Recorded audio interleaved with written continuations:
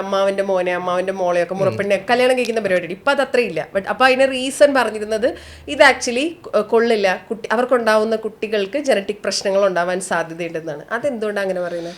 Okay, ഇതിനെ നമ്മൾ കൺസാങ്വിനിറ്റി എന്താണ്, ബന്ധത്തിലുള്ള കല്യാണം എന്നാണ് നമ്മൾ പറയുന്നത്. അത് 5 തരമുണ്ട്. ഒന്നാമത്തെ തരം എന്ന് വെച്ചാൽ അത് ഇന്ത്യയിൽ ബാൻഡാണ്. ഇൻസെസ്റ്റ് എന്ന് പറയുന്നത്. അച്ഛൻ മകളെ കല്യാണം കഴിക്കുന്നത്, അമ്മ മകനെ കല്യാണം കഴിക്കുന്നത് ഇൻസെസ്റ്റ് എന്ന് പറയും. അത് ഇന്ത്യയിൽ ബാൻഡാണ്. അതാണ് ഫസ്റ്റ് ഡിഗ്രി കൺസാങ്വിനിറ്റി. സെക്കൻഡ് ഡിഗ്രി എന്ന് പറയുന്നത് അമ്മാവൻ മരുമോളെ കല്യാണം കഴിക്കുന്നത്, അല്ലെങ്കിൽ അമ്മായി മരുമോനെ കല്യാണം കഴിക്കുന്നത്. അതും ഇന്ത്യയിൽ അപൂർവമായിട്ടേ ഞങ്ങൾ കാണാറുള്ളൂ. അത് മൂന്നാമത്തെ ടൈപ്പാണ് ഏറ്റവും കോമൺ ആയിട്ട് കാണുന്നത്, കസിൻസ് തമ്മിലുള്ള കല്യാണം. അങ്ങനെ കഴിക്കുമ്പോൾ പ്രശ്നം എന്ന് വെച്ചാൽ ഇവരുടെ DNA വളരെ സിമിലർ ആയതുകൊണ്ട് എന്തെങ്കിലും ടൈപ്പുള്ള DNA മ്യൂട്ടേഷൻ ഉണ്ടെങ്കിൽ അത് കുഞ്ഞിലേക്ക് ഒരേ സമയം വരാനുള്ള ചാൻസ് കൂടുതലാണ്. അത് കാരണം ചില അസുഖങ്ങൾ വരാൻ സാധ്യത കൂടുതലാണ്. പക്ഷേ നമ്മളുടെ ജോലി എന്തെന്ന് വെച്ചാൽ, ആസ് എ ഡോക്ടർ എൻ്റെ ജോലി അവർ തമ്മിൽ കല്യാണം കഴിക്കരുത് എന്ന് പറയാനുള്ളതല്ല. എൻ്റെ ജോലി എന്ന് വെച്ചാൽ അവരെ പറഞ്ഞ് മനസ്സിലാക്കി ഇങ്ങനൊരു സിറ്റുവേഷൻ ഉണ്ട്, അപ്പോൾ ചാൻസ് ഉണ്ട്. അപ്പോൾ അവർ അഥവാ കല്യാണം കഴിക്കുവാണെങ്കിൽ, കാരണം മനഃപ്പുറത്തുമാണ് ഏറ്റവും ഇമ്പോർട്ടൻറ്റ്, അവരത് ആ റിസ്ക് സ്വീകരിച്ച് കല്യാണം കഴിക്കുവാണെങ്കിൽ അവർക്ക് ചില ജനിതക ടെസ്റ്റുകൾ പറഞ്ഞു കൊടുക്കണം. അടുത്ത കുഞ്ഞിനെ പ്ലാൻ ചെയ്യുന്നതിന് മുമ്പ് നമുക്ക് ഈ ടെസ്റ്റ് ചെയ്ത് മനസ്സിലാക്കണം ഏതൊക്കെ അസുഖങ്ങൾ വരാനുള്ള സാധ്യത. അങ്ങനെ സാധ്യത അഥവാ ഉണ്ടെങ്കിൽ പ്രഗ്നൻസിയുടെ സമയത്ത് നമുക്കൊരു ഓപ്ഷൻ കൊടുക്കാം, അമ്നിയോസെൻറ്റിസ് അല്ലെങ്കിൽ കൊറിയോണിക് വില്ല സാമ്പിളിംഗ് പോലത്തെ ചില ടെസ്റ്റുകൾ ചെയ്ത്, അതായത് അമ്മയുടെ വയറിൽ നിന്ന് വെള്ളം എടുത്ത് പരിശോധിച്ച് കുഞ്ഞിന് പ്രശ്നമുണ്ടോ ഇല്ലെന്ന് നിർണ്ണയിക്കാൻ പറ്റും. ഇന്ന് ആ ലെവലിൽ എത്തിക്കഴിഞ്ഞു. അപ്പോൾ അൾട്ടിമേറ്റ്ലി ഒരു മാരേജിന് വേണ്ടത് മനഃപ്പൊരുത്തമാണ്. അതുകൊണ്ടെങ്കിൽ let them get married. We have scientific ways to prevent it. അപ്പോൾ ഇപ്പോൾ ഇൻ കേസ് ഇതുപോലെ റിലേറ്റീവ്സ് കല്യാണം കഴിക്കുകയാണെങ്കിൽ ഏതൊക്കെ ജനിതക രോഗങ്ങളാണ് ഉണ്ടാവുക? ഈ ഓട്ടോസോമൽ റെസസീവ് എന്നൊരു സ്പെക്ട്രം ഓഫ് അസുഖങ്ങളുണ്ട്. ഒരുപാട് ഓട്ടോസോമൽ റെസസീവ് എന്നൊരു സ്പെക്ട്രം ഓഫ് അസുഖങ്ങളാണ് ഇതെല്ലാം വരുന്നത്. ഒരുപാട് അസുഖങ്ങളുണ്ട്.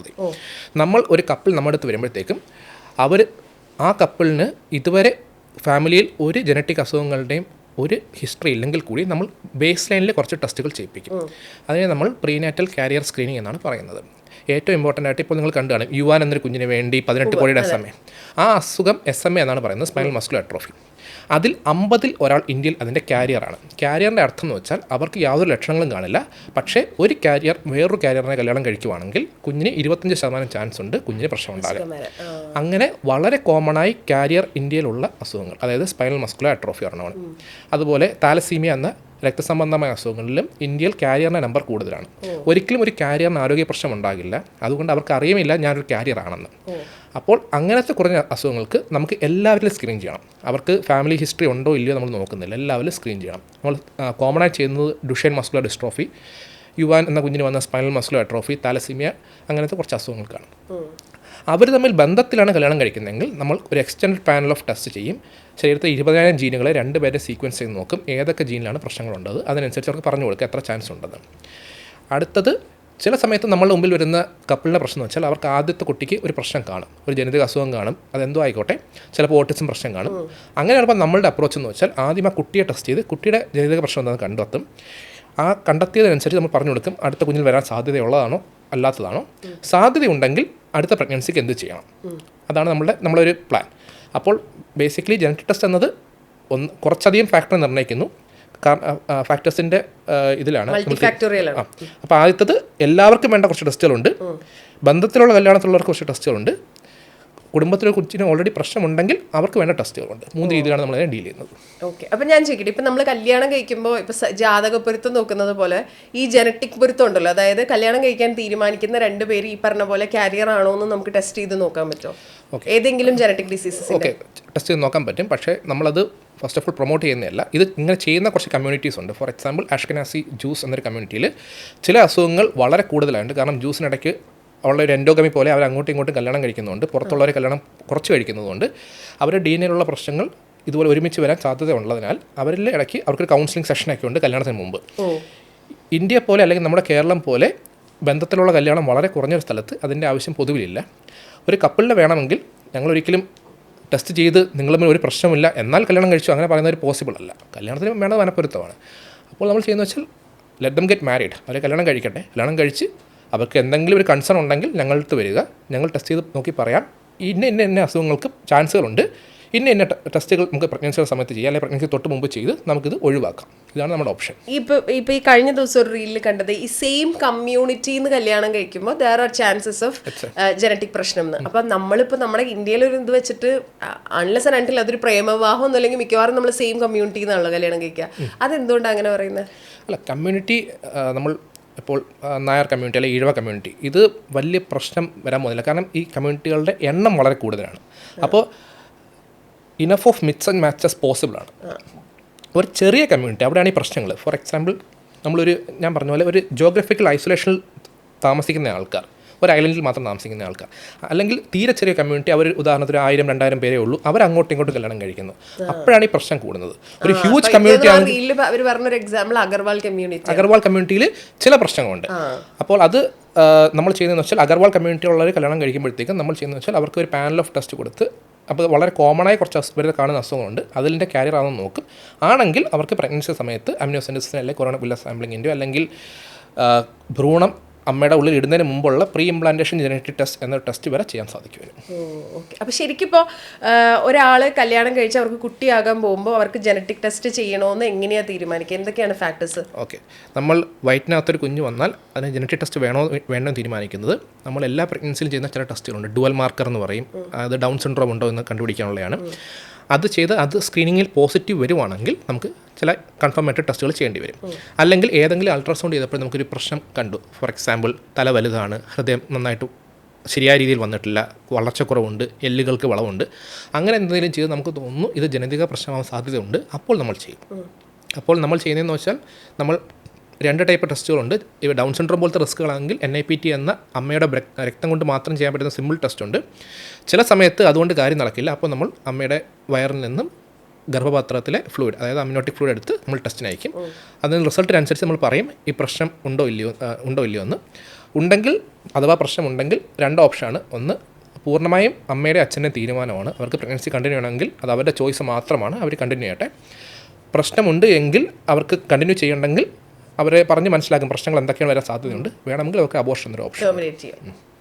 ഓക്കെ. ഇപ്പോൾ നിങ്ങൾ ഈ ജനറ്റിക് പ്രശ്നം വരാൻ സാധ്യതയുള്ള ഹൈ റിസ്ക് കാറ്റഗറി എന്ന് പറഞ്ഞിട്ട് ഒരു സെറ്റ് ഓഫ് പാരൻസ് ഉണ്ടാവുമല്ലോ, അതാരൊക്കെയാണ്?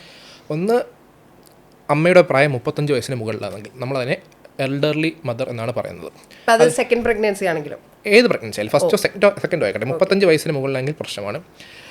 ഫാമിലിയിൽ എന്തെങ്കിലും ഒരു അസുഖം നേരത്തെ, ജനിതക പ്രശ്നം നേരത്തെ ഉണ്ടെങ്കിൽ അതൊരു ഹൈ റിസ്ക് കാറ്റഗറിയാണ്. 3, ചിലപ്പോൾ അച്ഛനും അമ്മയ്ക്കും ഒരു ജനിതക പ്രശ്നം കാണും, അതൊരു ഹൈ റിസ്ക് കാറ്റഗറിയാണ്. ഈ 3 കാറ്റഗറിയാണ് നമ്മൾ യൂഷ്വലി പറയുന്നത് ജനറ്റിക് ടെസ്റ്റ് വേണ്ടി വരും.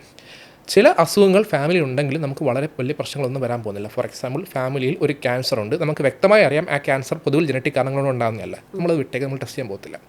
കാരണം നമ്മളുടെ ഉദ്ദേശം എന്ന് വെച്ചാൽ ഹിറ്റ്ലർ ചെയ്തതിൻ്റെ കൂട്ട് പെർഫെക്റ്റായിട്ട് എല്ലാ രീതിയിലും പെർഫെക്റ്റായിട്ട് കമ്മ്യൂണിറ്റി അല്ല. നമ്മളുടെ ഉദ്ദേശം എന്ന് വെച്ചാൽ ഇന്നത്തെ സാമൂഹിക നിലവാരം വെച്ച്, ഇന്നത്തെ സോഷ്യൽ സപ്പോർട്ട് സിസ്റ്റം വെച്ച് കുഴപ്പമില്ലാതെ നല്ല ക്വാളിറ്റി ലൈഫ് ജീവിക്കാൻ പറ്റുന്ന കുട്ടികളെല്ലാം അവർ പിറക്കട്ടെ. അതെ. ഇപ്പോൾ ജപ്പാൻ പോലത്തെ പല സമൂഹങ്ങളിലും, വളരെ വികസിച്ച സമൂഹങ്ങളിൽ അങ്ങേയറ്റം പ്രിമച്വറായ കുഞ്ഞുങ്ങൾ ജനിച്ചിട്ടും അവർക്ക് കുറച്ച് സെർബൽ പാൾസി ഡെവലപ്പ് ചെയ്താലും അവർക്ക് സപ്പോർട്ട് സിസ്റ്റം ഉണ്ട് ആ കുഞ്ഞിന് ഒരു റീസണബിൾ ക്വാളിറ്റി ഓഫ് ലൈഫ് കൊടുക്കാൻ. നമുക്ക് അത്രയും ആയിട്ടില്ല. അപ്പോൾ എന്താണ്, എവിടം വരെ നമ്മൾ ടെസ്റ്റ് ചെയ്യണം, എവിടം വരെ നമ്മൾ ടെർമിനേറ്റ് ചെയ്യണം, ഇതൊക്കെ സാമൂഹിക അവസ്ഥയും കൂടി ബാധിക്കുന്ന ഒരു കാര്യമാണ്. നമ്മുടെ നാടിനെയും നമ്മൾ ജീവിക്കുന്ന സ്ഥലത്തിനൊക്കെ ബേസ് ചെയ്ത് അല്ലെ, അവിടെ അവർക്കൊരു നോർമൽ ലൈഫ് കൊടുക്കാൻ നമ്മളെ കൊണ്ട് എത്ര പറ്റും എന്നുള്ളത് നോക്കിയിട്ടാണ് ചെയ്യുക.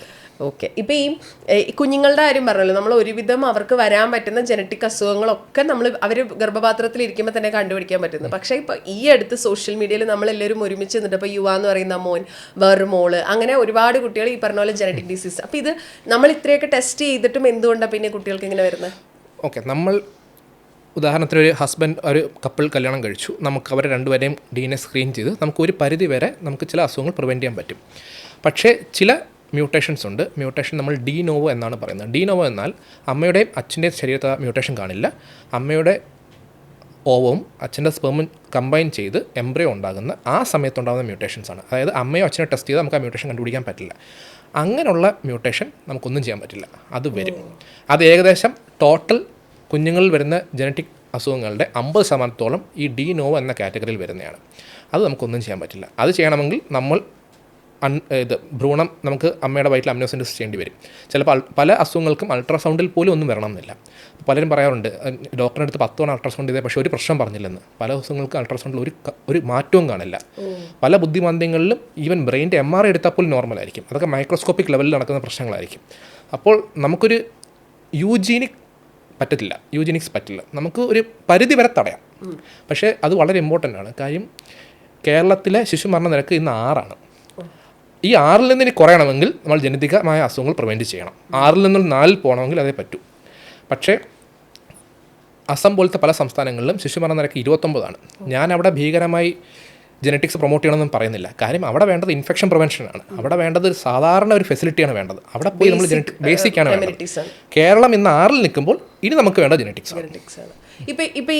നമ്മൾ ഈ ന്യൂസ് ഇപ്പോൾ യുവ എന്ന് പറയുന്ന മോൻ്റെ ഉൾപ്പെടെ ന്യൂസ് കണ്ടപ്പോൾ ഞാൻ ആലോചിച്ചു, ആസ് എ കോമണർ ഞാൻ ആലോചിച്ചൊരു കാര്യം എന്താ വെച്ചാൽ ഇപ്പം നമ്മുടെ നാട്ടിൽ മെഡിക്കൽ സയൻസ് ഹെൽത്ത് ഡിപ്പാർട്ട്മെൻ്റ് ഒക്കെ ഭയങ്കര ഡെവലപ്ഡ് ആണ്. അതായത് ഇപ്പോൾ ഈ പറഞ്ഞതുപോലെ ഇത്രയും ആളുകളുടെ ലൈഫ് സ്പാൻ ഒക്കെ നല്ലോണം കൂടിയിരിക്കുന്ന സമയമാണ്. അപ്പോൾ ഇതൊക്കെ കുറേയൊക്കെ, അതായത് ഇപ്പോൾ ഈ 18 കോടി 17 കോടി എന്നൊക്കെ പറഞ്ഞ് ഒരു നാട് മുഴുവൻ ഒന്നിച്ച് അവർ രക്ഷിക്കാൻ നിൽക്കുന്ന സ്ഥലത്ത് നമ്മുടെ മെഡിക്കൽ ഡിപ്പാർട്ട്മെൻറ്റിന് അല്ലെങ്കിൽ നമ്മുടെ ഈ ഹെൽത്ത് ഡിപ്പാർട്ട്മെൻറ്റിന് അവരെ ഹെൽപ്പ് ചെയ്യാൻ പറ്റില്ലേ? കാരണം ഇത് വളരെ റെയർ ആയിട്ട് വരുന്നതാണല്ലോ. എന്തുകൊണ്ടാണ് അത് അങ്ങനെ ഒരു പോസിബിലിറ്റി ഇല്ലാത്തത്? ഇത് 2019 ഈ gene therapy spinal muscular atrophy എന്ന അസുഖത്തിന് വന്നത്. അപ്പോൾ ഇപ്പോഴും ആ മരുന്നിൻ്റെ പേറ്റൻറ്റ് പീരീഡിലാണ്. മാത്രമല്ല ഈ മരുന്ന് മേടിക്കുന്നതിന് എണ്ണവും കുറവാണ്. കാര്യം എന്ന് വെച്ചാൽ ഈ അസുഖം ബാധിച്ച കുറേ പേർ ഉണ്ടെങ്കിൽ തന്നെ ആ മരുന്ന് മേടിക്കാൻ സാമ്പത്തിക ശേഷിയുള്ളവർ ഇത് US നിന്ന് ഇമ്പോർട്ട് ചെയ്യുന്നതാണ്. അപ്പോൾ പ്രശ്നം എന്ന് വെച്ചാൽ ചിലവ് വളരെ കൂടുതലാണ്. ഒരുപാട് ആൾക്കാരെ മേടിക്കാത്തതുകൊണ്ട് ഒരു പരിധി വരെ കമ്പനിക്ക് ഇതിന് വില കുറയ്ക്കാൻ പറ്റില്ല. അടുത്തത് ഇതിൻ്റെ ഇപ്പോഴും പേറ്റൻറ്റ് പീരീഡിലാണ്. അവരൊരു ഹ്യൂജ് എമൗണ്ട് ഇൻവെസ്റ്റ് ചെയ്തിട്ടുണ്ട്. അപ്പോൾ അത് പേറ്റൻറ്റ് പീരീഡ് കഴിയുന്നിടം വരെ വില കുറയുകയില്ല. ഹെൽത്ത് ഡിപ്പാർട്ട്മെൻറ്റ് ഇത് എനിക്ക് അറിയില്ല എത്രത്തോളം ചെയ്യാൻ പറ്റുന്നു. അവർക്ക് ചെയ്യാൻ പറ്റുന്ന ഒരു കാര്യം എന്ന് വെച്ചാൽ ഒരു പക്ഷേ കപ്പിൾസിന് വേണമെങ്കിൽ ഒരു സ്പൈനൽ മസ്കുലർ അട്രോഫിയുടെ ഒരു സ്ക്രീനിങ് ഓപ്ഷൻ കൊടുക്കുക പ്രഗ്നൻസി സമയത്ത്.